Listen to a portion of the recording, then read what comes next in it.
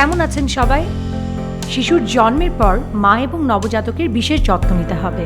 জন্মের সাথে সাথে নবজাতককে অবশ্যই শাল দুধ পান করাতে হবে। মনে রাখবেন, জন্মের প্রথম 3 দিন নবজাতকে কোনোভাবেই গোসল করানো যাবে না। সন্তান প্রসবের 42 দিনের মধ্যে মা এবং শিশুকে অবশ্যই স্বাস্থ্য পরীক্ষা এবং পরামর্শের জন্য সেবা কেন্দ্রে আসতে হবে। মা তার শিশুকে 6 মাস পর্যন্ত শুধুই বুকের দুধ খাওয়াবেন এবং পরবর্তী 2 বছর পর্যন্ত বুকের দুধের পাশাপাশি অন্যান্য পরিপূরক খাবার দিতে হবে।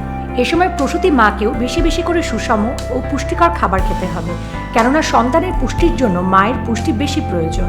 অবশ্যই সময় মতো নিয়ম মেনে আপনার শিশুকে সবগুলো টিকা দেওয়াবেন। মা এবং নবজাতকের যত্ন নিশ্চিত করুন। সুস্বাস্থ্যের বন্ধন অটুট রাখুন। জনসচেতনতায় পরিবার পরিকল্পনা অধিদপ্তর।